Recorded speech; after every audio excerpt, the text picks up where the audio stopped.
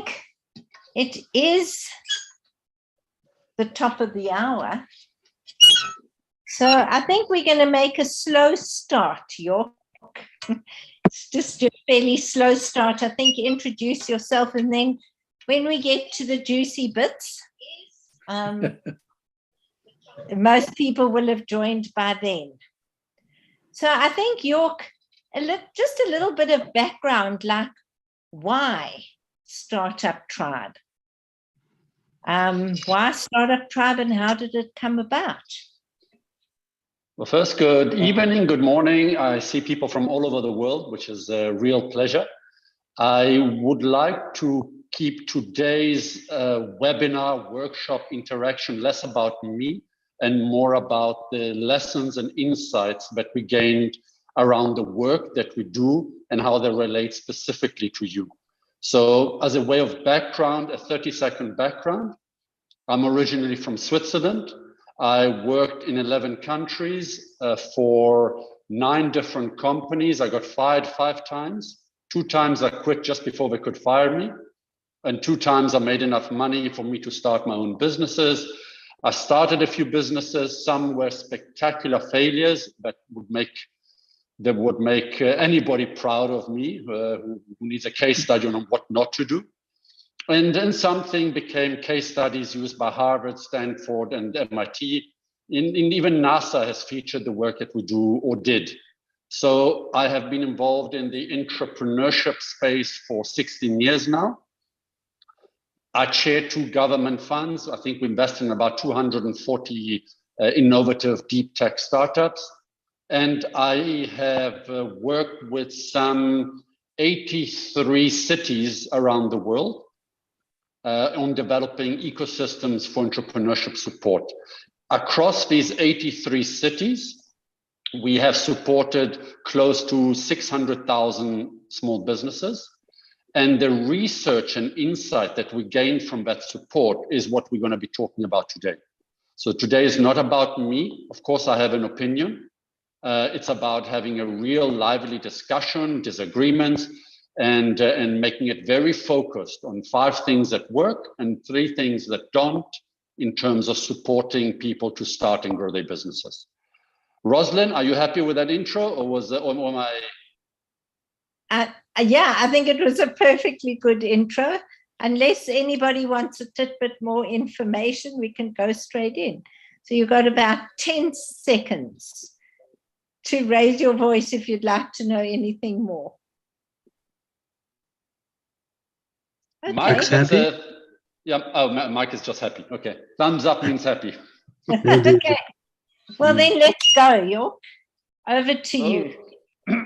Okay, so Rosalind, maybe just as a way to get started, rather, I want to make sure that that everybody feels comfortable to interrupt, to ask questions. Obviously, I will check the text a little bit less. So if you see something interesting or a comment or an observation, please feel free to interrupt.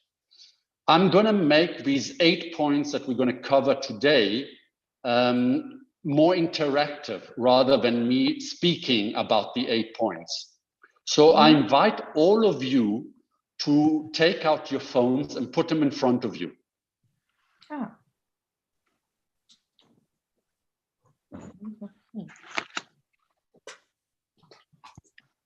Now, if you don't have your phone next to you, it's not the end of the world. I want you to open your emails and create new email. You can use your laptop, you can use your tablet, it really doesn't matter. And I want you to send yourself an email, a blank email. Just write your email address and click send.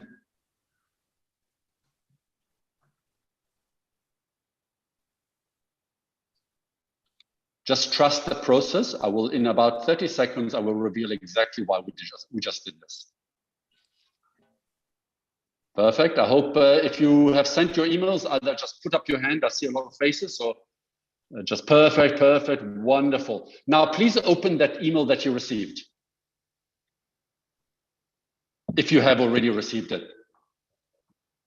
And if you'd like, just volunteer what it says at the bottom of your email. What does your email signature say? So just a couple of people who want to just share. Who would like to share? Oliver, yeah, nice to see you, York. It's been a few Oliver, years. it's been forever. My email, well, it came out as a note to self. I think that's what Outlook does on mobile, but it's just got my signature at the bottom. It's got my name and surname, but not my title, just the company that I work for, my cell phone number and my email address. Perfect, Oliver. Thank you. Who else would like to volunteer? Mine says sent in the go. Please excuse brevity and any typos. Fantastic. Thank you. I love it. Who else would like to volunteer? Yeah, mine just says regards, Mike Ninus. Wonderful, Mike. Thank you. Last two. I have all the main you can use to reach me. Just Okay, my Luca? name. Yes. Okay, Luca, I'm still waiting for the fresh tomatoes you promised me in our last virtual meeting. Yeah, I will send. Okay, last one. Who wants to volunteer? Let me take the last bite, Jock. It's Monday here. Hey, My one Monday. is, are you well? I'm good. Nice to see you. Yes, man, likewise. So my one says my job title along with my service offering, and then below that is my contact details. Tell me, what is your job title and your service offering? Chief Entrepreneur Officer is the title. Yeah. And then the service offering, digital marketing, website design, e-commerce design, as well as social media management. Okay, awesome. Thank you, everybody. So the reason why we just did that exercise is that when we worked with and looked at and analyzed and did focus sessions with entrepreneurs around the world, emails was one of the most underutilized tools ever in the arsenal of an entrepreneur's resources. And the title of this exercise is called People Do Business with People. And the reason why I made you do it is if you look at the people that you mentor, most probably their email addresses is very similar to what you just shared in this workshop. So, and there's two elements to this. The one is it's empty real estate. If you think about the amount of emails you send every day, even just replying to somebody or saying, I'll be 5 minutes late or clarifying something, those are huge marketing opportunities that you miss and that many entrepreneurs miss to be top of mind. The second thing is that this email signature is a wonderful place for you to start helping the entrepreneur clarify what it is that they offer to people. We live in a world, and that's why I call it people do business with people. As entrepreneurs, the mindset of somebody who's an entrepreneur is one who's usually too deep in the forest to see the trees or the forest. I forgot the analogy now, but to really see clearly what it is that they do. And so they bring marketing speak. They bring fancy titles and words. And instead of saying, for example, let's do a classic case of somebody who's a website developer. And in their signature says website developer. No, they're not a website developer. Assuming they service a specific niche, their business is to help small shop owners to go online and make more money. That they do it via website development is wonderful. You may be a gardener, and I'm really using very basic examples to showcase what one can do. You may be a gardener, or you can help people who are trying to sell their house to get a much better price for the homes that they're selling by creating magical gardens. Very different value propositions that attract different kinds of opportunities. So I want to invite you, when you speak to your entrepreneurs, to first remember that there's a beautiful free marketing real estate at the bottom of every email being sent. And the second thing is that that sentence can be used as a LinkedIn banner on the top of your LinkedIn profile. It can be at the top of your Facebook profile.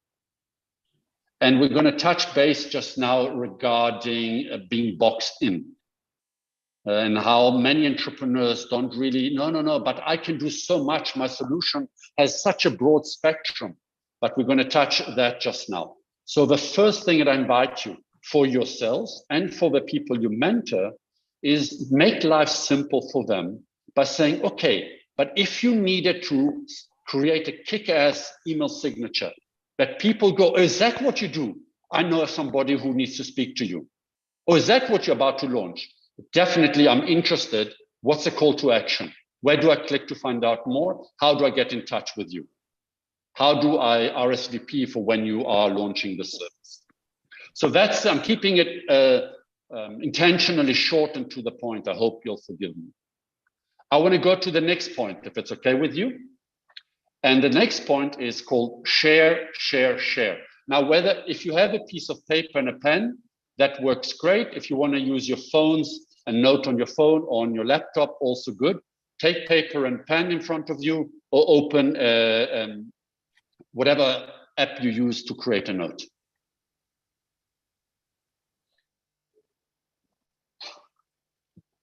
And when you are ready, just put up your hands. I'm looking at all the amazing 1, 2, 3, thank you. Perfect, thank you. Okay, now, one of the biggest challenges that entrepreneurs face is access to markets.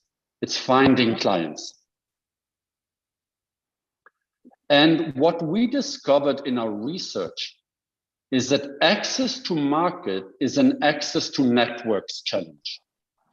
What it means is, if Dave is speaking with Will, and Dave and Will are having a wonderful chat about, I don't know, a new hotel that they're developing, or 5 new Airbnbs that they're opening, or a plot of land that they want to grow crops on. It really doesn't matter now.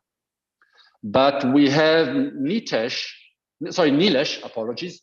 Nilesh is sitting on the corner. He's not part of a conversation, yet Nilesh has amazing software to manage multi-property Airbnbs.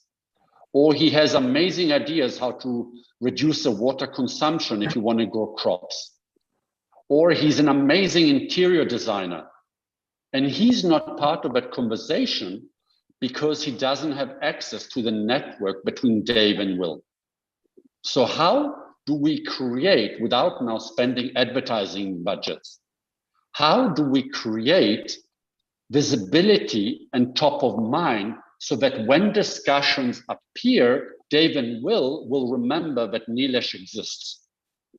Assuming Nilesh has changed his email signature. Okay. So what I want you to write is 3 blocks on your piece of paper. Almost divide the paper into 3 blocks. In the first block, I want you to write the heading, what are you working on? In the second block, I want you to write, what are you looking for?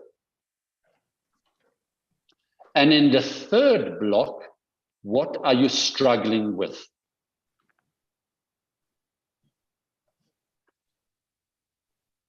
And I'm going to invite you now, we're going to do 1 minute per block, to write, what are you working on? Speak about a project.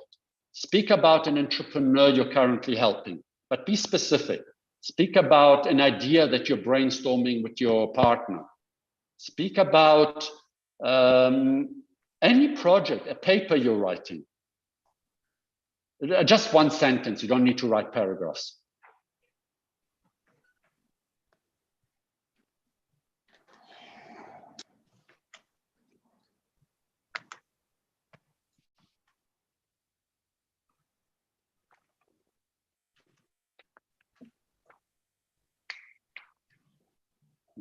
"20 seconds left.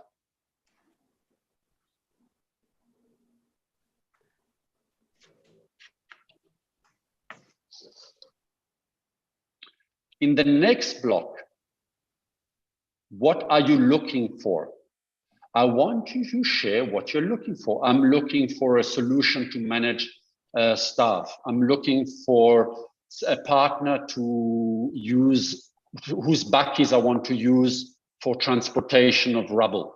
I'm looking for ideas on how to promote a specific workshop.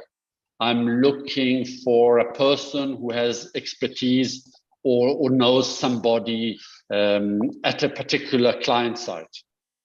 It doesn't really matter. It can be for yourself. It can be for one of the entrepreneurs you mentor. 1 minute.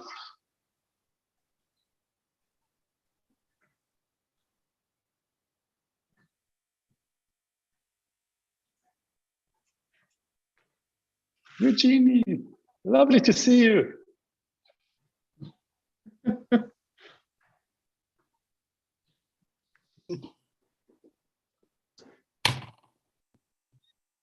Okay, so let's move on to the third block.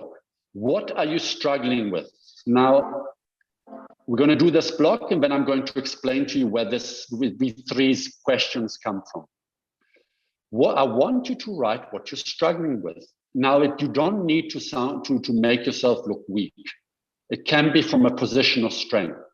I'm really struggling with understanding the cost of sales. I'm really struggling to put together a pricing mechanism that allows different customers all to be happy. I'm struggling to find somebody who we can partner with in terms of complementary services. So we can share resources and go to market. It does really, open up. Don't write things like I'm struggling to get funded or anything intimate. I'm sorry. By the way, those who don't know, I'm originally from Switzerland. And in Switzerland, when you're born, they surgically remove your sense of humor. So if my jokes fall particularly flat, it just you have context. Nathi, you're not laughing at my horrible joke.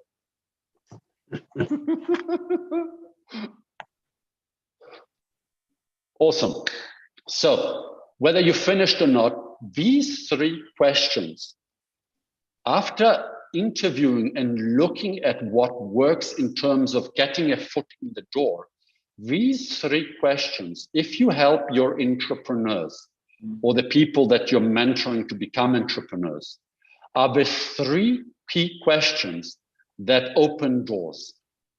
Now, what happens what are you working on? When Nathi shares, she's actually, why not? Nathi, do you want to share what you're working on? I'm actually working on opening an office in Queenstown. So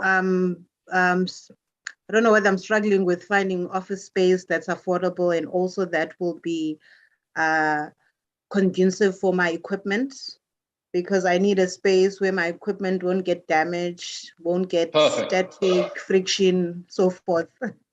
Perfect. Nathi actually gave us a beautiful example of what happens when you share what you're working on.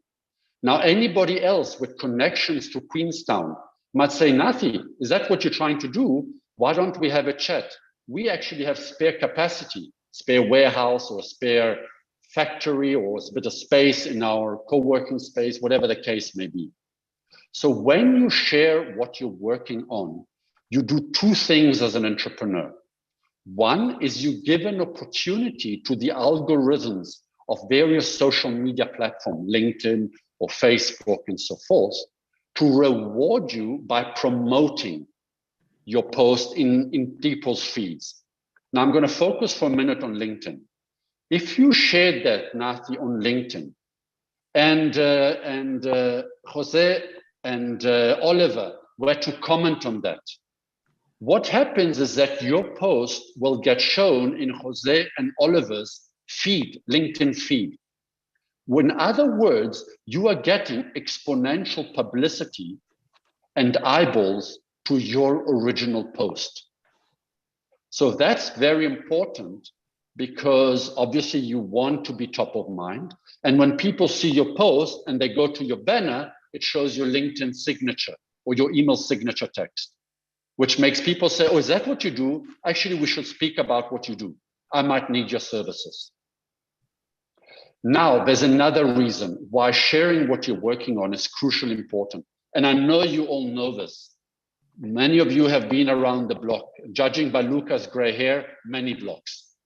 And we're gonna just insult each other, right? I won't forgive you for not sending me the tomatoes. When you share what you're working on, what happens is psychologically, you are hinting that you have a track record, that you are active, that you're not just a dreamer, but you're actually working on things. So you get an element of, hey, I'm working on this property deal. I'm discussing the opening of 5 Airbnbs. I'm moving to Queenstown to set up and expand my factory. So you actually creating a track record or the impression of a track record.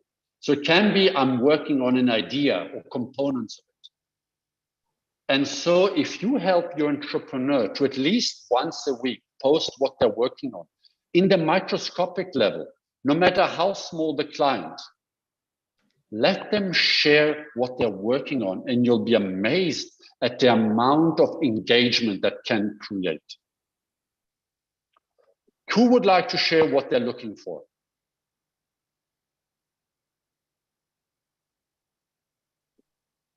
Going once, going twice. On Tile, yes, I think the session is being recorded, I hope. You're recording. I love it. Now my computer froze. We're just checking if it's being recorded. Okay, Check no that. problem. Let's continue while you check. Who would like to share what you're looking for? Yeah. Okay, now it's being recorded. Okay, Now who it's would like to share what they're looking for? I see a hand up. Oliver, go for it. Well, I am not an entrepreneur, but I work in a startup. And what am I looking for? I've got this opportunity with this client of ours in Nigeria, and there's just so much talking happening, and it's been dragging on for so long. I am looking for the person who is holding the purse strings so that I can get this contract signed and this project up and running and delivered. I feel frustrated because I feel like there's enough relationship building that's gone in. Maybe I'm wrong. So Oliver, that's wonderful. Obviously, that's extremely specific and maybe revealing about the status of a contractual relationship. So you could put it one level higher or experiment to say, hey, everybody, we are entering the Nigerian market, very excited at the prospect of working in Nigeria. We're dealing with a number of institutions and are struggling a little bit with understanding the dynamics of entering this particular space. Is there anybody in there, and I have no idea which sector your client is, in the telecom space who has time for a quick chat? And you'll find maybe somebody reacts and says, I can help, or I can do an introduction, or. Not saying that every share will be wildly successful. I'm just inviting you that when you send out a call for help, which is what you're looking for, is really a call for help, you are actually tapping into a very deep emotional need that we humans have to want to lend a hand. Now, if I'm saying help, I need money to fund my business, that's a very different proposition. But when you're very specific, somebody will put up their hand and say, Stefano, I actually know somebody you should speak to. Or which company you're talking about? You send them a direct message and they say, I know somebody, I know the CEO or the CFO, it doesn't matter. Doesn't mean it always happens. But this is very, very, very important. Who just wrote something beautiful? I just saw a chat. Kwan, is that Kwan? I hope I said it correctly. That's wonderful. Oliver, check the messages. There's somebody who might have somebody to speak to. And I want 5% commission, facilitation fee. The Thanks, final Joel. thing, So again, and I think we can talk about what you're struggling with, but I think you get the sense of it. So we don't need to go into depth. I want you to learn, to ask your mentees to share what you're working on, what you're looking for, and what you're struggling with. You will not believe how that constant sharing, and by constant, it varies, but I would say every third day is a right period, is a right time frame. Not every day.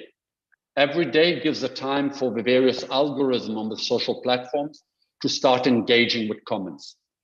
And don't forget that the comment, when you reply or when your entrepreneur replies to a comment, it repopulates all the feeds, both of the person who commented and the person who posted it. So it actually has a continuous advertising loop, which is very, very powerful. And it doesn't need to be hardcore formal. It doesn't need to be fancy design. And yes, always put a picture with it. Ideally, something relevant. The third thing, remember, it's 5 things to do and 3 things not to do. The third thing that we discovered in our research is I title it "Until Death Do You Apart." Just as a show of hands, how many of you, I'm asking a very general question, deal predominantly with people who want to start a business versus people who have started a business and are wanting to grow it? So show of hands, who's dealing mostly with people who want to start a business? Okay, I see a few hands. And how many of you deal mostly with people who already have a business? Okay, more hands. Okay. So this might be a bit more applicable to the startup phase and the 0 to 5 clients phase of business. And okay, I'm going to be very rude, so please forgive me. Too many entrepreneurs or aspiring entrepreneurs want to have one night stand with clients. And what we mean by that is that the service or product that your entrepreneur is bringing to market is probably only 30% relevant to the successful sale of that solution to that client. The tolerance, here's a very astoundingly surprising aspect. The majority of clients will have an incredibly high tolerance for mistakes, for product and services that are not perfect, for delivery of not crooked product. I mean, they have to be functional, but they don't have to have all the features. And here comes the caveat, if the entrepreneur built a proper relationship, hence not one night stand. Here, Dave, buy my solution, goodbye. Thanks, I got your money. But if you really build the relationship with that prospect, you really say, let me pick on Carol. I really want you on board on this. You're very important to me, but not just as a client. I want you to help me improve my product. I know it's not perfect yet, but I promise you in the next 12 months, I will make it perfect. And if you help me by giving me feedback, by collaborating, by being honest with me, I can both drop my price, so it's a fair price offering, and you can get a real solution that's designed and built to really solve your problems. So and we build this relationship. Now it's not possible to do it with 50 clients. You can do it with 5 if you're really organized with 10 clients. If you want to institutionalize this, there are amazing solutions. I'm not going to mention names around the topic called customer success management. Customer success management are tools, portals, websites, and all that. It's like a CRM, but it's more designed at ensuring that when I sell a solution to Carol, the system reminds me every 3 days, Carol, are you good with it? Let's check in on how Carol is using my, I don't know if it's an app. Is she really using it or hasn't she logged in 2 weeks?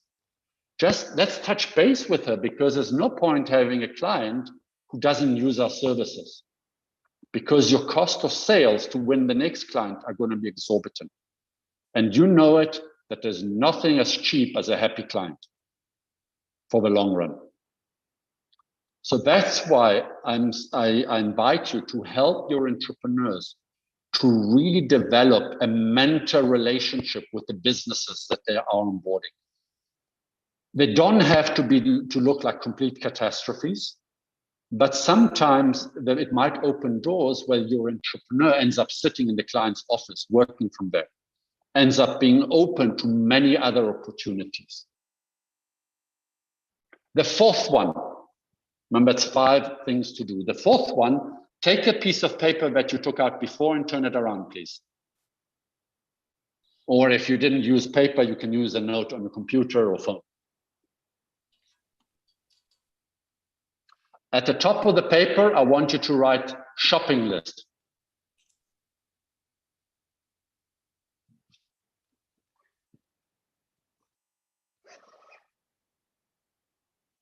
And then I want you to divide the paper with a line in the middle. Okay, now you can do this exercise for yourself, or you can pretend to be one of the entrepreneurs or aspiring entrepreneurs you're mentoring. I want you to write 7 things. It can be 4, it can be 15, it doesn't matter. Very detailed things that entrepreneur wants to buy. You know, I'm sure almost all the entrepreneurs you're mentoring say, if only I had funding. Well, if you did get funding, what would you buy? Well, I would buy an Apple iMac. I don't even know what the specifications are. The latest AirBook. I would like a Samsung S10. I need a new bakkie. I need a minibus. I need an office with 3 desks and monitors with very good Wi-Fi. So I want you to be detailed, write 5, 7, 10 things that either you want for your own business or your entrepreneur needs.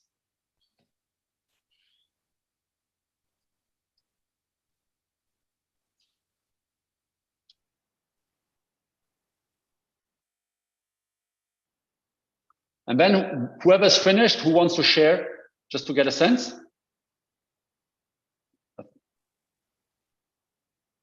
Even if you're not totally finished. I can scroll down, but I only see sort of stock images, like Rick Ed is there, Emily, oh, Guy Harris is there. Hello, Guy. Alvin, who wants to share? Come on board, you don't have to have your video on.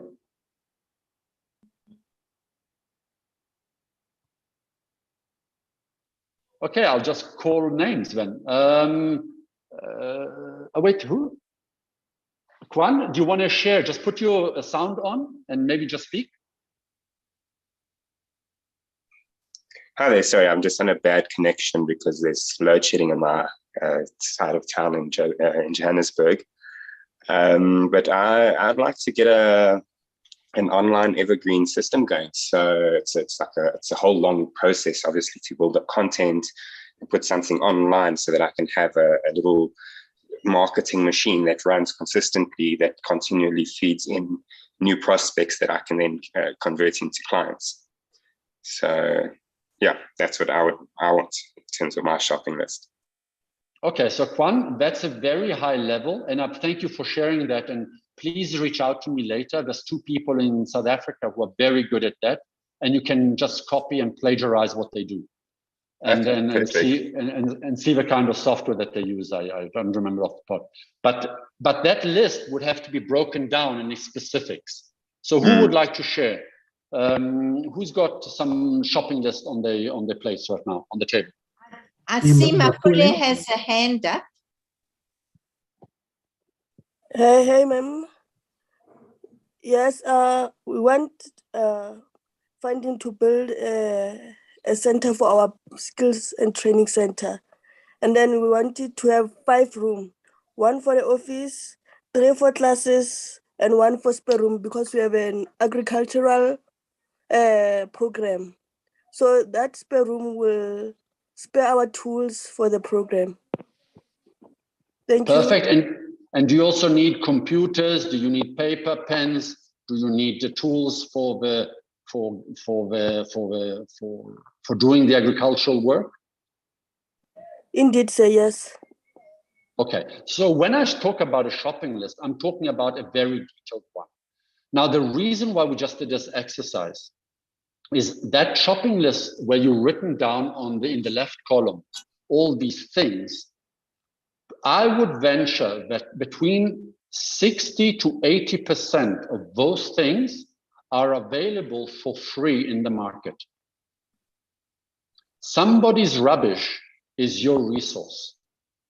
When we actually surveyed the entrepreneurs and we asked them to list in detail the things that they needed, we found that the percentage goes close to 85% of the things that they were going to spend money on are freely available in the market.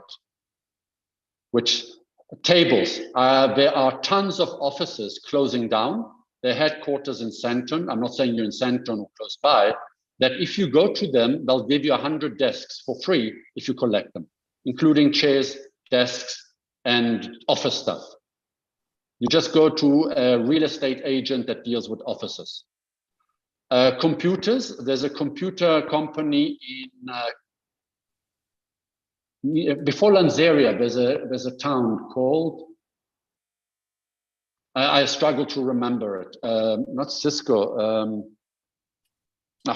whatever the town's name is. And there is a company there that takes all the old computers from banks, refurbishes, and the laptop that would cost 30,000 Rand costs about 2,000 Rand. Obviously, the battery life is shit. Cosmos City, thank you, Juan. And Cisco, yeah, Cisco and Cosmos City. So I'm inviting you to help the entrepreneurs to really spec down what it is that they're thinking they need funding for, and then start communicating what they need to the world at large. Because somebody might have that spare. You know, you may think you need an office, but maybe somebody, because of tough times, had to scale down. They have spare capacity. And there you don't need to pay a deposit. You don't need to refurbish it. You don't need to pay Wi-Fi and maintenance. So there's a lot of things, if you're prepared to humble down your expectations, that suddenly can drop your funding cost by almost between 60 to 90%. That's excluding salaries.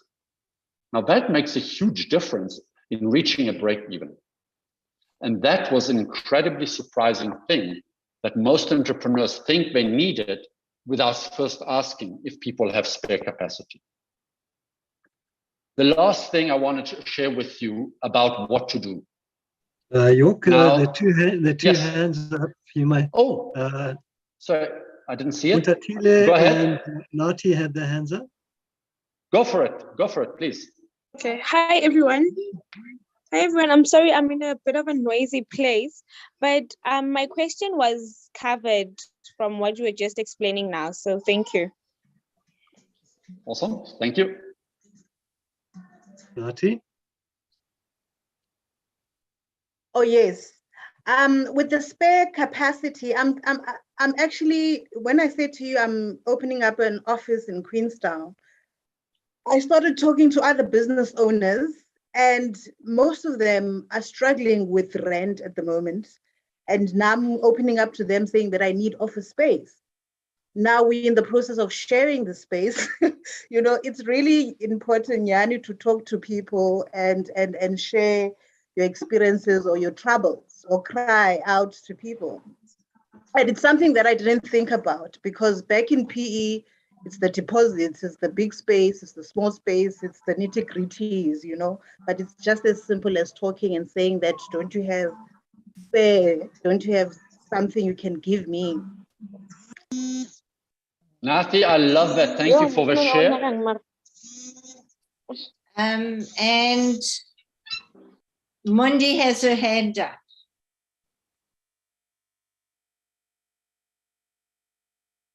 Thank you, York. I'm listening to you and I'm thinking, yes, I regard, people are having, things that one can use instead of saying, looking for funding or going out to, to buy. But my biggest challenge right now is just proposal writing, because I would think if, let's say, one is looking for office space and they go, for example, to a corporate or any space and they say, okay, write a proposal. So I don't know, I'm struggling with that. So how would I go about to say the things that I've identified in my shopping list, York has them, but York wants a proposal. So I'm failing when it comes to proposal writing. I don't know if you can give tips, and maybe someone here could be there to help me with the proposal writing. Thank you. So Diane just said that she would love to help. And Monday, obviously, I'm happy to help, but I want us to remember a very important aspect of entrepreneurs. Entrepreneurs are very bad at planning. They are in a perpetual state of anxiety and a constant unpreparedness. That's not that entrepreneurs are stupid or aren't phenomenal or well-intentioned. It's just there's a lot of balls entrepreneurs are juggling. And so sometimes, Monday, your situation is completely not unusual in that we make it so complicated. Instead of going on Facebook or on LinkedIn and say, hey, everybody, I am a startup. I have an awesome little business that I'm kicking off the ground. I can't afford yet an office. Does anybody have spare capacity? Now, if some company wants a proposal for that little desk and a chair, I mean, you don't really want to work there. Unless they say, no, exactly spec out, tell me exactly what you're needing. So maybe it's not a proposal, they just want more details. So I would venture to say that there's always, and by the way, the best, if you want in the area where you live, is go to Facebook communities. If you live in, I don't know, Parkhurst or Deepsloop, extension 6 or Modimolle, share in that Facebook community. So Monday, feel free to reach out, and we could also do with some help. We have 2 proposals for Monday. Okay. I'm afraid I'm busy the weekend. But so again, one thing that many entrepreneurs, again, going back to the psyche of an entrepreneur, is that they're overwhelmed. I want you as mentors to help them to dumb down the tasks that are on the table. Don't let them think too hard. Go online, share, make it heartfelt, put a funny picture, and go for it and see what happens. You don't need to be ultra sophisticated. Which brings me to the next point. 1 second.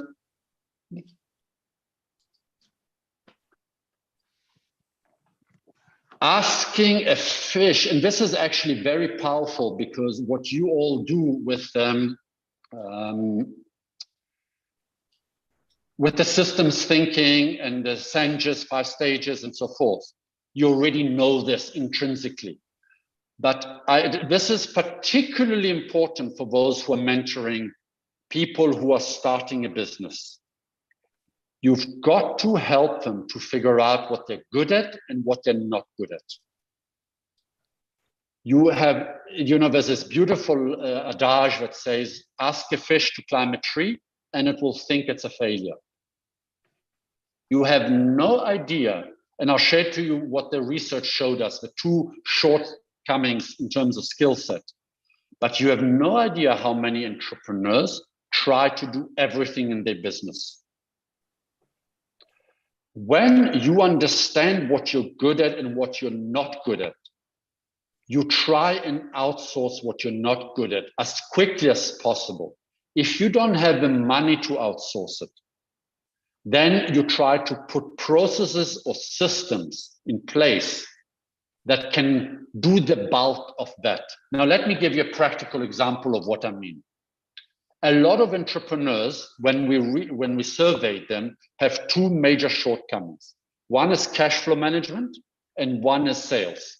Those are the 2 biggest areas that most entrepreneurs are totally bad at managing, a couple, aside from a couple of outliers.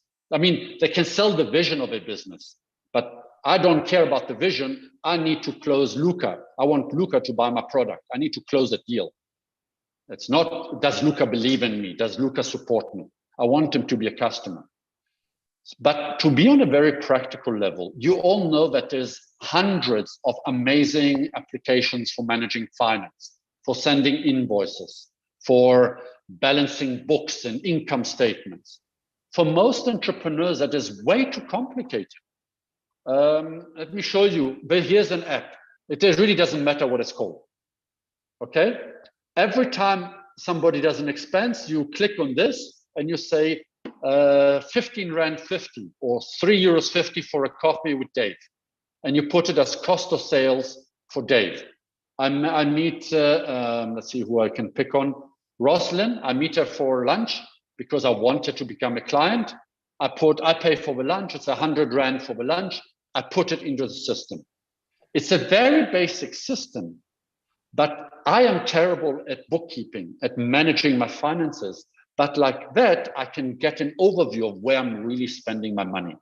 It's not a fancy app, it's a free app. And so many entrepreneurs overcomplicate the systems that they want to bring on board, thinking they need a sophisticated, powerful CRM that can do 1,000 things, which they don't need right now. We have 1,000 more steps, you know it as mentors, between where they're today and having a business that is scaling. And so what I invite you is to really help them to say, okay, Raju, what are you good at? Okay, 1, 2, 3. On Tathile, it's Expensify, to answer your question. But it doesn't matter, you can ping me later, I'll send it. No, sorry, Monify. I just opened the app. But it doesn't matter, it really doesn't matter. Find an app that works for you. The essence of this point is that the research shows that the mentor's biggest input can be to help the entrepreneur outsource to technology that which you're not great at. That doesn't mean technology will do everything.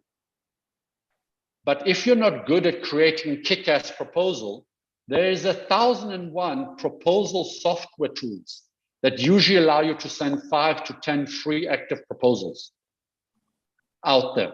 There are amazing free invoicing tools from your phone that you can create an invoice so that when Eugenie writes me, York, I'm interested, how much would it cost? I say, Eugenie, for you, I can give you a deal, 3 lamps for 200 Rand, and here's the invoice in case you already want to order. Close the sales cycle. Make it so easy for people to buy.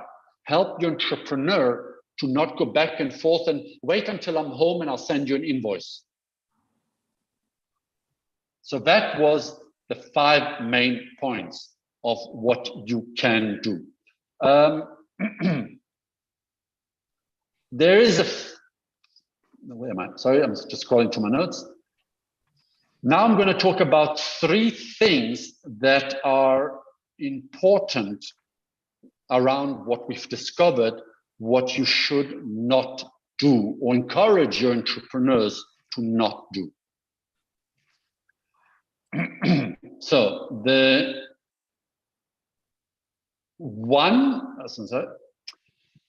so here's an interesting thing, and it's a bit controversial, and there are lots of exceptions.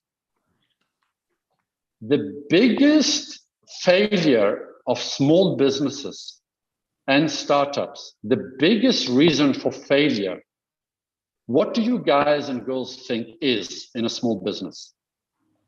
Just shout out, just unmute yourself and shout it out. Got to be cash flow. Cash flow, yeah. What else? Cash flow. Definitely cash flow management. Cash flow management. Risk management. Okay. And Kotsai says low sales. Thank you. I would say team risk management, sure. I didn't catch that, sorry. I said team composition. Team composition, very powerful. Sales and marketing. Marketing, nice one. Thanks, Mashad. fell in love with the product, not with the solution. I like it, Jose. I like it. And here's the thing. So cash flow was actually the biggest reason. But when we scratched away at the word cash flow and we looked at why is cash flow, why are you running out of cash? This is quite surprising. Again, it's not the rule that fits everybody. So please apply it. The biggest reason for most small businesses failing was the pursuit of large contracts. And we were a bit surprised. And when we narrowed down, that was, I think, 40,000 interviewees or feedbacks of a sample across 83 countries. When we interviewed a sample of those, obviously we don't have the resources to interview everybody. The reason for that is the pursuit of large clients is actually first impossible for a small business, if they ever were to win that contract, to actually deliver on. Because the resources, the factoring need, the financing need, the manpower needed to satisfy a large contract, doesn't matter if we're very ambitious and we think we can do everything. I just think one person is not on mute. Sorry, thank you, sorry. Not to be egotistical here. But so when they pursued large contracts, the one thing is if they actually won it, they would actually not be able to satisfy it. The second thing, and here's the interesting thing, the cycle of sales, or the sales cycle of a large contract would bankrupt most small businesses' abilities to stay afloat. If you think at your ability, your experience with large corporates, it would take anything between 12 to 18 months to close a large deal. I mean, Dave knows that he works with large corporates across the world constantly. And I would venture anything between 8 months to 3 years is how long it takes to close a deal. And, you know, I'm talking about from the first point of contact, to the coffee, to the Zoom meeting, to the 17 presentations to different departments, to the onboarding requirement, to doing the back office and compliance. No small business can afford that. But then small businesses say, yeah, but small businesses don't pay. Well, big business almost for sure don't pay. But small businesses, at least you have a better chance if your product is broken down to and priced accordingly. So we find entrepreneurs saying, okay, I'm going to take what I was going to sell to Standard Bank and I'm going to sell it to Nati. No, Nati can't afford 100,000 Rand a month.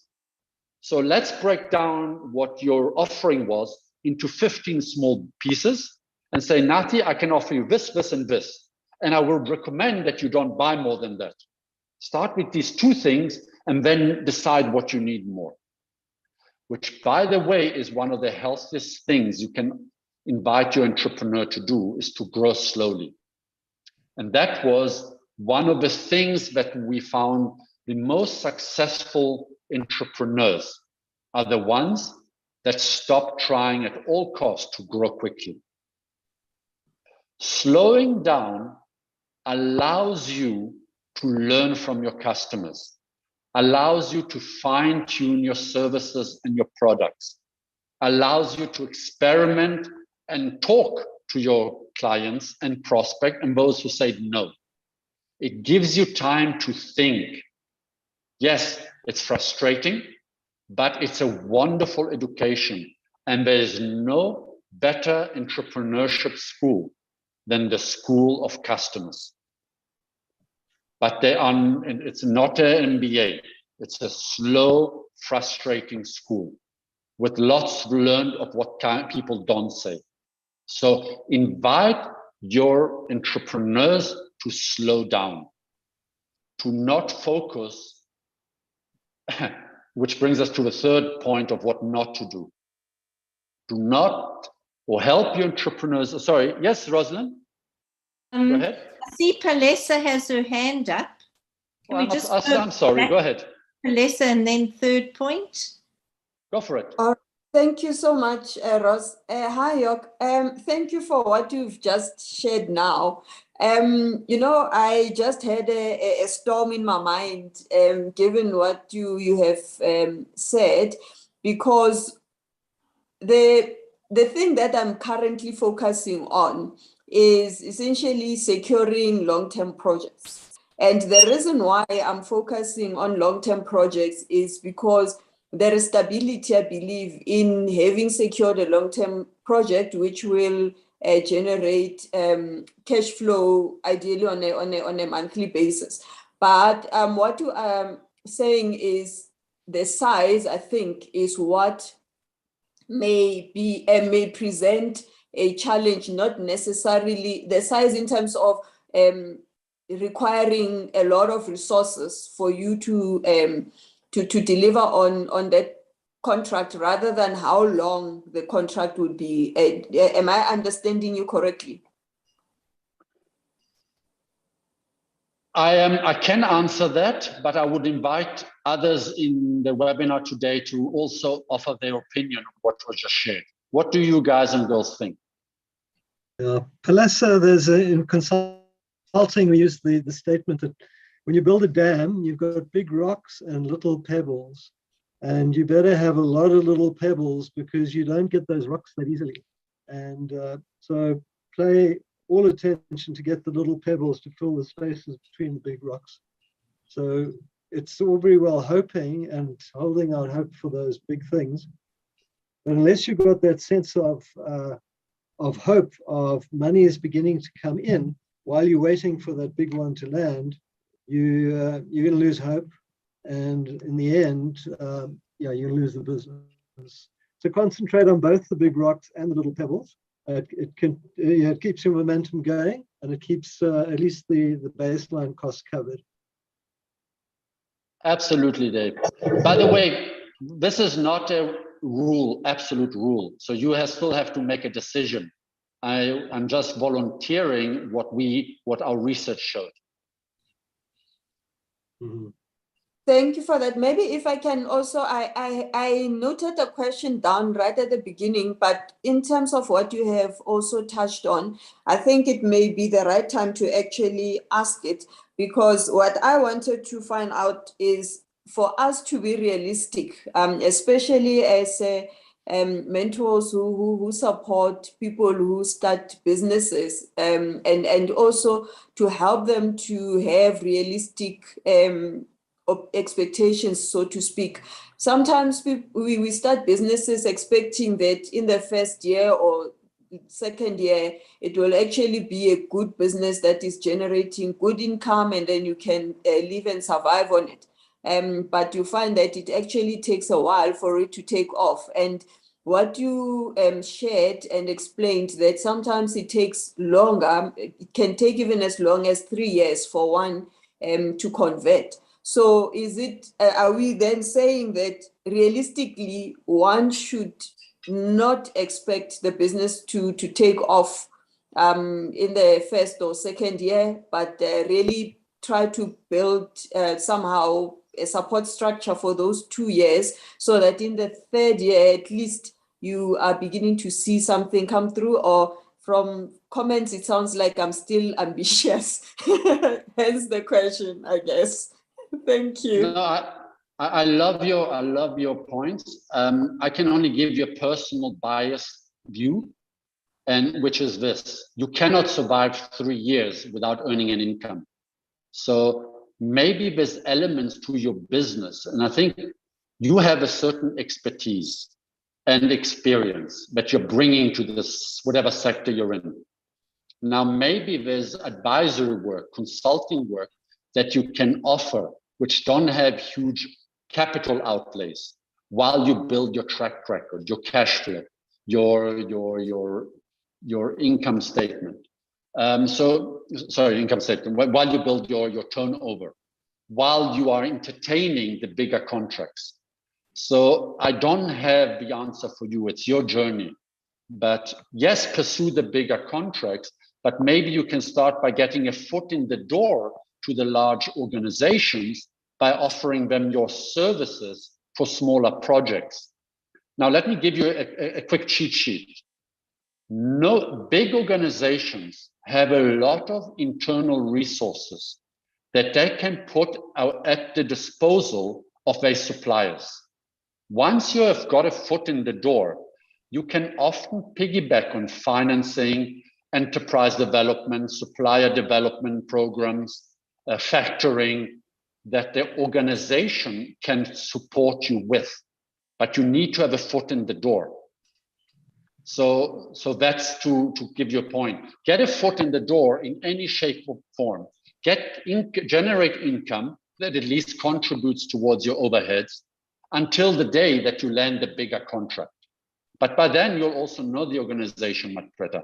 But sorry, we went a bit in a rabbit hole there. So let me go out again. Sorry, York, while you're at it, Mike, summarize what you just did. Focus on the beachhead market and later on the adjacent markets. Forget the beachhead. Awesome. The summary is much better than all my waffle. So Oliver, you said, so it's not also upfront. So in terms of, so here's the thing about cash outlay. In South Africa, so I'm speaking specifically for South Africa, there are a number of organizations, for example, profit share partners, that if you have a contract from one of 300 companies, and they're expanding this horizon to 10,000 companies, if you got an order from one of these 10,000 companies, you can go to profit share partners and say, I need so much money to buy the raw materials to fulfill that order, even if you are not a business yet. Meaning they even fund township entrepreneurs, startups, and across the track. I'm not advocating for profit share partners. I'm just saying, like them, there are many of them. Factoring. Thank you, Mike. So the actual access to cash isn't the issue, unless you are trying to raise funding out of your own pocket. But there are far better risk management approaches to that. So I want to go to the third and last point of what to suggest to your entrepreneurs to not do. And that is to be a pizza. Now, for those, Luca, who live in Italy like me, pizza is really the food. Everybody loves pizza, unless you are very particular. And when you try to be pizza, when you try to make every client happy, that's when you will screw up your business. And here is the reasoning. So when you ask your entrepreneurs and you're mentoring, and you ask them, so who are your clients? What are the kind of answers that you guys and girls are getting? Eugenie?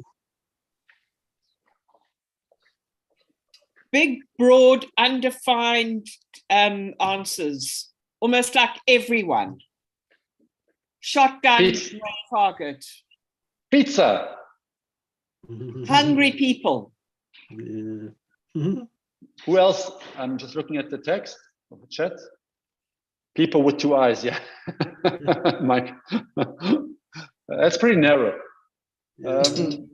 Diane, you're right. Whoever wants to do business with me. And here's the thing, and I must admit that this is a mistake I've made as well in the past. So I'm now telling you something that came from a research.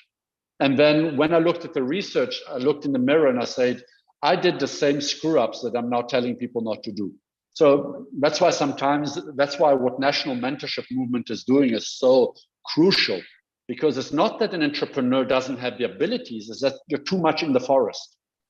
So if you want to really help your entrepreneurs, and if you're an entrepreneur on the session, I want you, when you speak about your potential clients, to write down the first name, surname, what is the title in the job that they hold if they're working for a company, where do they work, what is the company name, what floor in the building are they located in. Okay, and then I want you to tell me that Luca, who works there, has been there for many years, sits on the first floor on a chair with a cow skin, I think, right? A goat. A goat. A very unhappy goat. So I want you to help your entrepreneurs to really have this mental picture in their head of, if I want to speak to the national mentorship movement, no, I want to speak to Dave, or I want to speak to somebody specifically in the team. You may not want or need, if I'm wanting to sell coffee supply to Standard Bank Catering, I don't need to speak to the CEO. I need to speak to the head of procurement in catering. And often that is outsourced to another company. So I probably have to speak to Bidvest or whatever the companies are that provide the catering there. So I'm inviting you to help the entrepreneurs to stop thinking about pizza and to be extremely narrow. And the reason for this is another one, is when they are very focused on who the client is. If I know Rosalind is my client, when I develop the text for the website, when I write her an email, when I do a brochure, when I do whatever, a presentation, I'm not speaking to a pizza. I'm speaking to Rosalind. And I'm saying, Rosalind, I know you are struggling right now with 1, 2, 3, and 4. I can't help you with all 4 points, but I can do a great job at relieving you your headache out of 2 out of the 4 points. Do you want to have a coffee? Now, you see where I'm going with this. Now it becomes personal. I know it's a bit more, it's a mental attitude to think of who you're speaking to, but the text we use, I mean, you're all on LinkedIn probably. Look at how much bullshit marketing speak is being shared on LinkedIn, written by copywriters. Nothing against copywriters, but it's so sophisticated, so generalist, so anybody with 2 eyes, please look at my post. I'll tell you, we as a startup tribe did the same mistake. We were trying to reach everybody. And only when we understood, actually, when somebody sat down and mentored and said, Jörg, but who are your clients? And it turned out that the clients, they don't pay, but are municipalities, the mayors of municipalities who have 2 children and are doing this as a civic duty to give back to the community. When we figured that out, our message to them became much more personal. Became, Luca, I know you want to do good in your community. I know you took on that role for that. We want to help you. This is what we already do.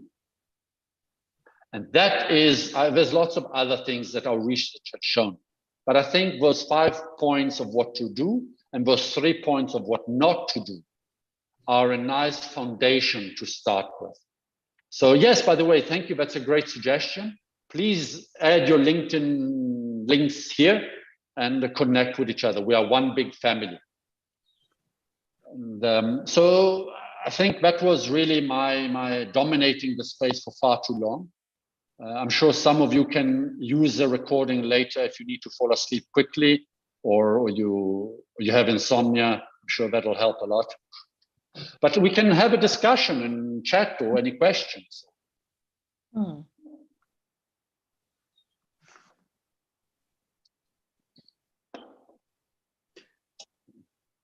Jörg, just from my side, as you know, we really value our partnership with you personally and with the Startup Tribe because of your incredible ability to encapsulate really complex things and bring it down to the essence and communicate it so clearly. And all of the material that you have shared with us, the short video clips, every single one of them has a nugget which comes across so clearly. Maybe I'm going back to the personal. I know you want to keep it from the personal. Where does that come from for you, that you have been able so easily to encapsulate the essence and communicate so clearly? I think it comes from the fact that I worked for 16 years in banking and I was a terrible banker. So I was working in my last post before I quit to become an entrepreneur at Goldman Sachs, in a number of countries. And I was doing a good job, but I couldn't understand fancy words. I didn't understand the terminology. So I became known as the guy who asked really stupid questions.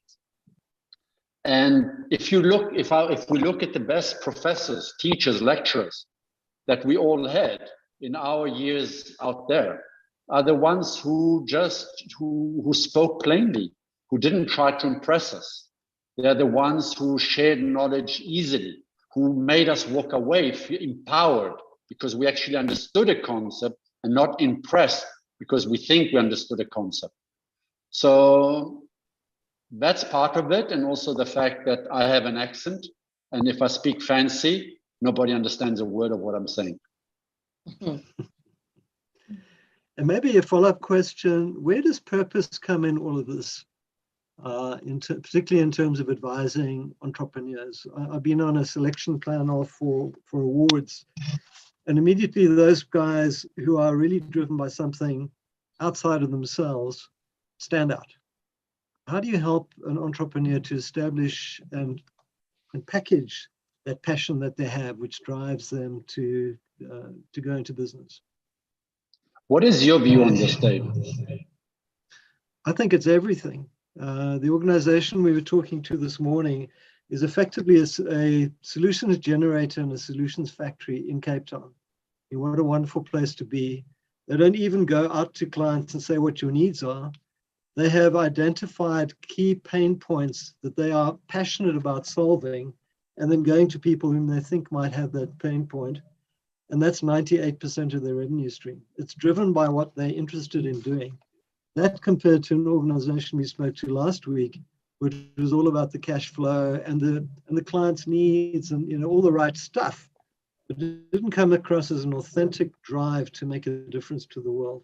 So to me, I think it's everything. If you don't start with the passion of the purpose, then why be in business? Because certainly your clients aren't going to want to be in business with you either. I love that, and it's so topical. What do the others think? Who would like to also volunteer on this? This is such a powerful point.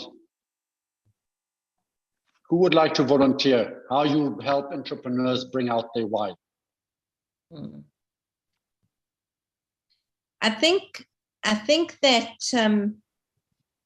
as entrepreneurs, we very, very quickly go to the nuts and bolts and the basics without getting in touch with our why. And my experience in South Africa, especially with social entrepreneurs, is that there's an incredibly big why they started in the first place, which I think sometimes gets forgotten along the way. And that why and that story, as Dave is saying, is what propels people to be interested in working with them, because that why does touch our soul. And I think too much of business is done with our head and not our heart, especially in entrepreneurship. I think we get snowed under by all the pressing problems and having to generate the cash flow and having to be successful. And we forget, sorry, I'm reading Marx, passion is driven by feeling the pain yourself. Yeah. I love it, Rosalind. Thank you for that. And I think to add to that, let's bring it home when you're on social media and you see somebody where there's a dissonance between who they are and what they do. And it stands out like a sore thumb. It really is obvious because the message is perfectly crafted. It's sophisticated. It's trying to show off. We're developing the AI solutions for who knows what. When instead you see somebody post something that is personal, you can see there's errors in the text. There's not perfect syntax.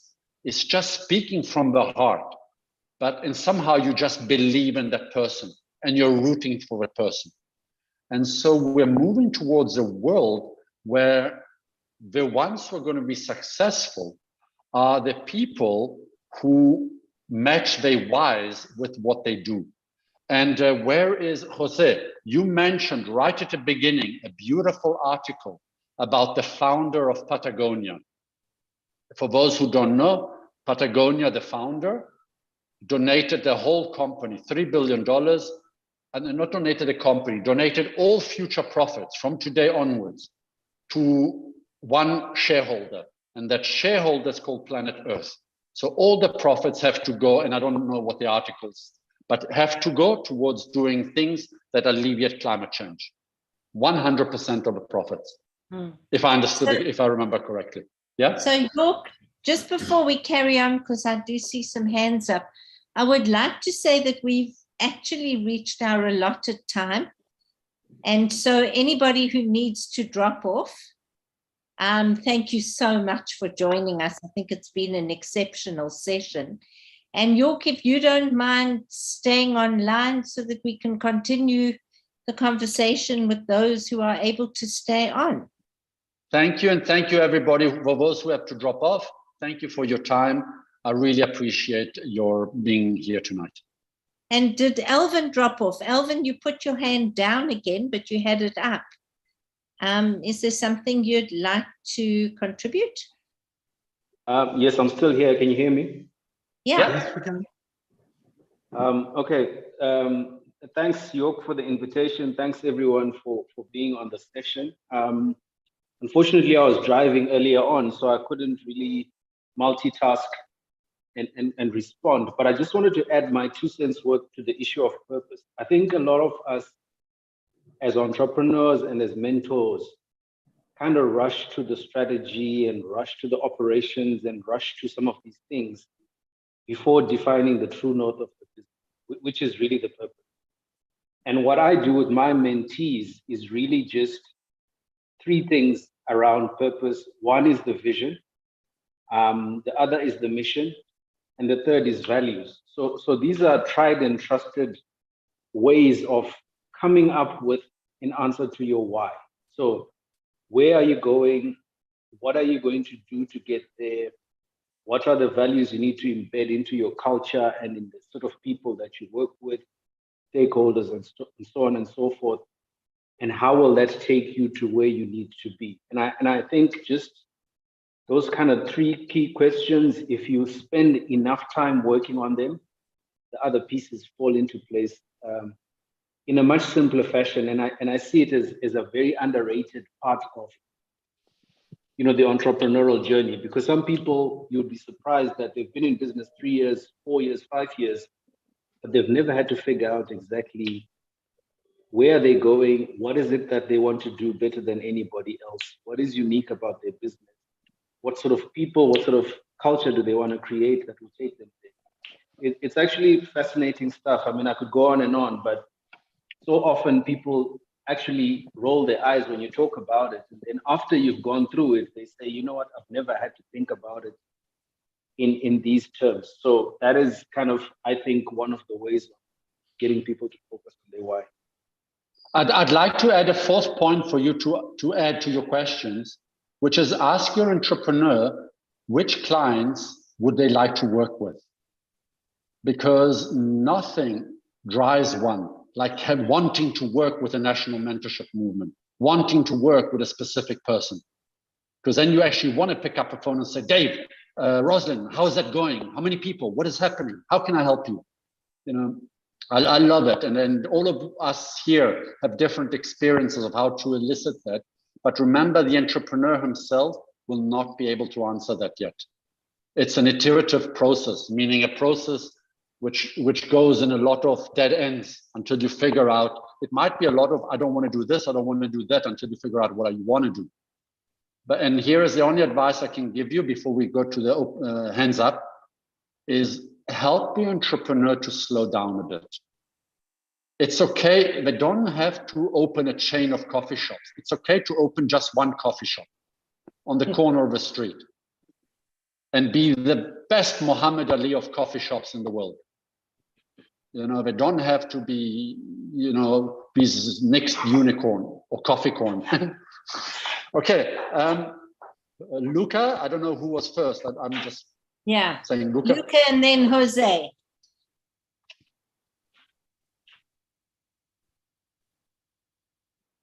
Mute. Luca? Mute. Sorry. I would add something about startups. I had no any direct experience about a real startup, but I start some groups of people working around particular ideas. And so one of the things that I noticed, that it is a known thing, is that the starting point needs to have more people than just few of them. And the number of people normally say to be between 5 and 9, and that is it's important for me because when you build up your identity, I mean your vision, as much person are building together the vision, and as more consistent remains the vision during the process of growing of that startup. Because one of the very important things that happens is that when organizations grow, they are going to bureaucrat themselves. And so they are adding more people that have less and less knowledge of what was the original core vision. And so it's really important that there are more people that are participate to the building of that vision. And so it's really important that many more people are constituting the core, the kernel of the startup. Luca, I just want to touch on that point. Forgive me for interjecting here. Here's an interesting thing that we found out, and it's not an absolute rule. It's a hint we got in our research. If you can, as a mentor, force the people you mentor to be in the same room, there is an incredible, powerful, apart from the learning from each other and potential collaboration opportunities and blah, blah, blah. But one of the biggest, and Luca, you're very much into the well-being of entrepreneurs and business people. You'll know that entrepreneurship is a very lonely path. When you force people, and when Rosalind sees York struggling, or Monde sees Jose in a corner, when you're in a group, there's a degree of empathy. You know, you're surrounded by people who've gone through the same shit as well. So the same setbacks. You know, so I really would advise, and you have to figure out how to actually shove your entrepreneurs in one pot. It's almost like an Alcoholic Anonymous for entrepreneurship. Jose, you wanted to say something? Well, you know, yes, I agree totally with you. You know, as a matter of rule, all my startup mentorship are done with all the partners together. It doesn't matter if they are 6, 2, 3, 4. Because it's important to build up the team and the core values and why are we here. But what I really wanted to talk about is not this. It's what I call pre-entrepreneurship mentorship. So I also work with young people from 17 to 23 that are still in college, and that is when you start to preparing them to really make a difference in the world, no? Because they are learning from experiences, and my experience is that the first thing I do with them when we start the process is, okay, who are you? What you think it's good in you? What you think are the things that you are good at, you know, and why? Why is that? No, and we start talking about the biography of the youngster. where he was raised, et cetera, because this all makes the difference, because their previous school was the family and the friends, and now they are at university, and so they have to prepare for the next step, which is when they will be working with in some company they are going to build, or with somebody else, or I don't know, but they have to prepare themselves to work in places that they feel they are that will fulfill their life vision, their life need, because those guys today are very different than my generation. I mean, most of them, they start thinking about social entrepreneurship from the beginning. They want to give, they want to make a difference. So I call this the pre-entrepreneurship moment. You have to prepare those guys to be entrepreneurs, no? And then we go into what we were talking, the why, those things, no? And the third and last thing go for it. Is that what Lucas said is, today, there is an author called Kathleen Allen, that she wrote a book called The Roots of Leadership, Leading from the Roots, no? That she compares the process of leadership within a company with an ecosystem. No? And one of the things an ecosystem does to protect itself is create a circular network, no? For the times to come. So today we talk about horizontal leadership. We don't talk anymore of vertical leadership, no? And the companies that have been trying and that have been experiencing with this, let's say, circular leadership network are very happy, because this allows everybody to participate in the idea, not just in manufacturing and selling, but also with the core business, no? And this is what Patagonia has done. And I love that. Thank you. I wouldn't know what to add to that. It was beautiful. But maybe just as I'm telling you about a project I'm doing in Italy. And I want Dave, you, Rosalind, and I, and the team at Financial Mentorship Movement to just think about whether we can do it outside of Italy. We just launched an academy for parents that teaches parents how to help their children, anything from 3 to 18 years old, to prepare the child for this modern world in which we go to. Because most parents are ill-equipped, not badly intentioned.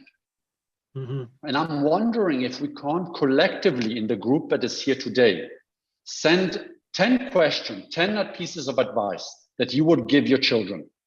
Each of us films it, we put it on the Startup Tribe, and we create the biggest free course for people who want to grow their children into entrepreneurs.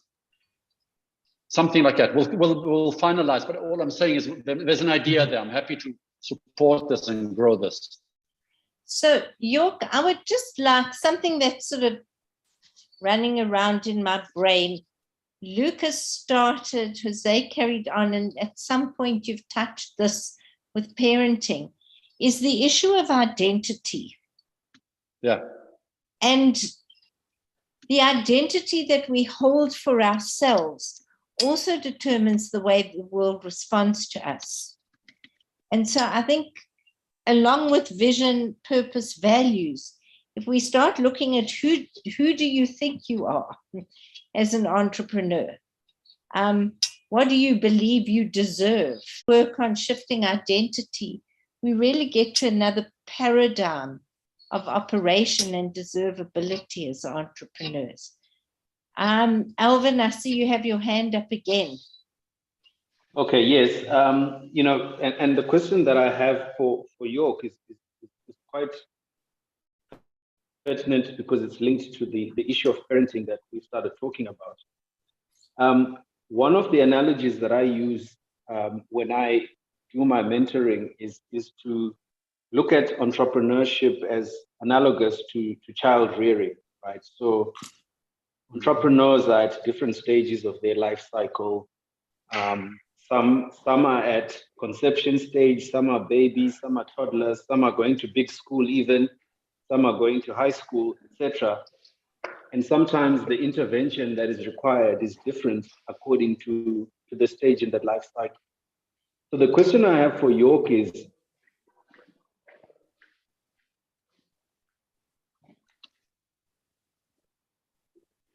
I think we lost Alvin. Any Alvin. differences in your survey based on the different ages of the okay. Alvin, sorry to Yeah. interrupt. Alvin, can you just rewind? Yes. We lost you. Okay. And the question I have for York is. Okay. Can you hear me now clearly? Yeah. Yes. We can. Did you see any differences in your survey results based on the age of the business and the stage in the life cycle of the entrepreneur?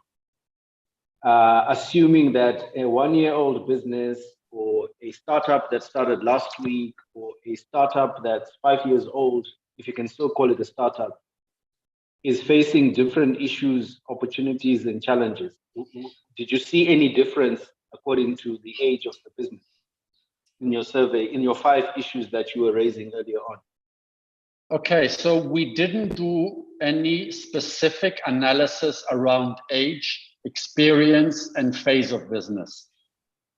But there are some, actually, if you, Rosalind or Dave, if you could share the National Mentorship Movement link with the Academy in the chat function or later in an email to everybody.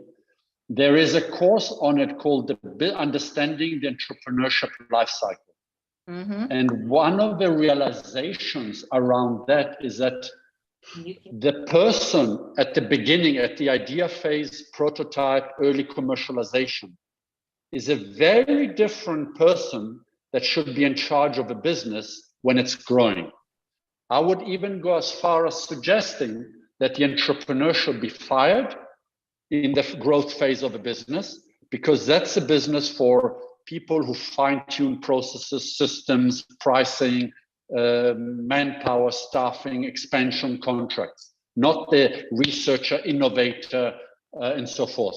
So you really want to take the entrepreneur out, let the growth be handled by professionals, and then bring the entrepreneur when the plateau of the business goes again. So I can't answer your question regarding age, but it's only a 9.5-minute course. So I think you'll find some answers in there.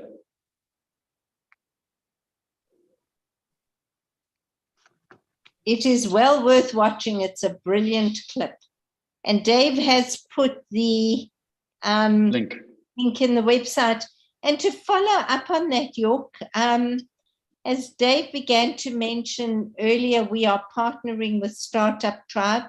So on our website, you can actually find links to all of these small, short little courses, etc. So to visit National Mentorship Movement website, and you'll get to see the link to our Entrepreneurship Center. And there is a wealth of information that you can access, as you'll keep saying, either as an entrepreneur or a mentor. What we're really hoping for is that there are real tools for mentors to use when you hit a bit of a wall, and for mentees to go through on their own.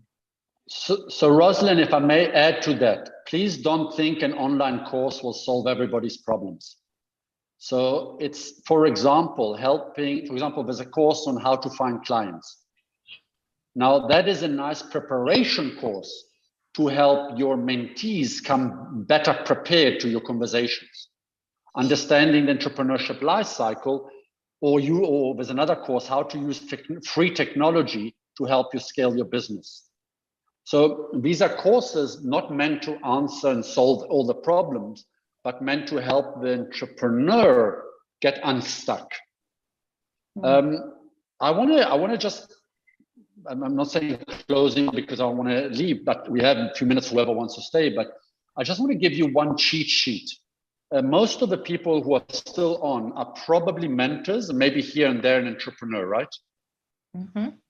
Yeah. Yeah. Okay.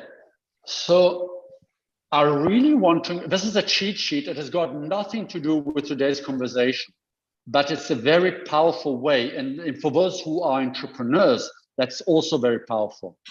If you use LinkedIn, okay, no, let me step back 1 second. What is the most powerful 3 words in real estate?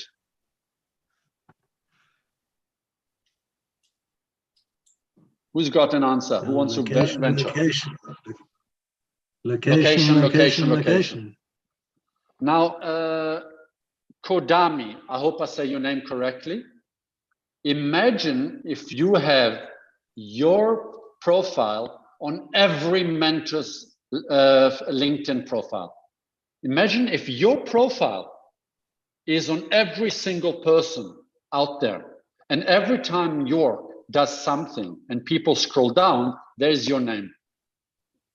Now imagine for all of you who I know mentorship is something you do from the goodness of your heart, but you probably also have businesses and advisory and consulting. So I'm inviting you to help what is it called on LinkedIn? I have to check. I think it's called recommend each other. If you go to LinkedIn and you click recommend, write, on Dave Wilson or Rosalind. In fact, I invite all of us to write on Dave and Rosalind and their team at National Mentorship Movement. Go to them and recommend it. It doesn't have to be a Pulitzer Prize winning thing. Say, I'm part of a National Mentorship Movement. I really want to say kudos to Dave for how well he's leading this and bringing this and impacting the lives of millions of people or thousands of people, whatever. A short word. Now, the reason why that's important is nobody in their right mind says no to a compliment. Okay? So Dave is going to accept your recommendation, your compliment. And now you have his real estate working for you, because next to your name, next to your comment is your name. And you know what is next to your name? Your email signature, the thing you worked on at the beginning. For example, I don't know, Luca is amazing at growing tomatoes. He never sent me any. I hate his guts, but he's really nice and I like him, even if he sits on goat skins. And next to that comment says York Zucchi, I help mayors to tackle youth unemployment. I'm getting free publicity on Luca's profile. Every time he talks to somebody and that person scrolls down a bit, they will see an advert by me, which is really what it is. So that's a very nice cheat for all of you who want to have more reach in the world. And it's nice because you also make people feel good. So I'm just saying, so I'm inviting all 23 people today, or let's say 21, other than with Rosalind and Dave, to actually to go to Dave and Rosalind's profile and the other people at the National Mentorship Movement and leave a nice word about the work that they're doing. And so please do the same for York as well. Yeah. So Dave, on that note, I think over to you, and we will close the call, but over to you to do so. York, I think we had over 50, close to 60 people on this call. In the midst of load shedding, I think that's quite an achievement. We had some people also on a YouTube stream. I just want again to say those who are here and those who already had to leave have experienced what excited us about York in the first place. As I say, his incredible insights, his amazing ability to encapsulate those lessons we need to learn and to share them with the world and to share it with us. So please go to our website, www.mentorshipmovement.co.za, check out the National Mentorship Entrepreneurship Center, look through the material. The two that I shared, which the two that York mentioned, were to me inspirational and life-changing. And we also have the ability, York, to contribute to that center. I know Rick is, for example, but I would love to see more material coming from us to enrich the Startup Tribe offering. So I think that's an offer from me, and I have confirmed by York that there's a huge amount of wisdom in Africa and in South Africa, which the rest of the world can gain from. So please join us in this partnership, enrich it further, and help all of us make the world a better place. York, thank you for what you do. Thank you for working with us. Thank you for reaching out to us in the first place. And thank you for your incredible in-depth knowledge of this country, which I think is more than many of us have. So that's a tribute to you too. Thank you very much. And we look forward to continuing the partnership. Thank you, everybody. It's been an absolute pleasure. I look forward to being in touch. Thank you. Good night to everybody. Thank you very much. Bye. Bye. Thank you. Bye.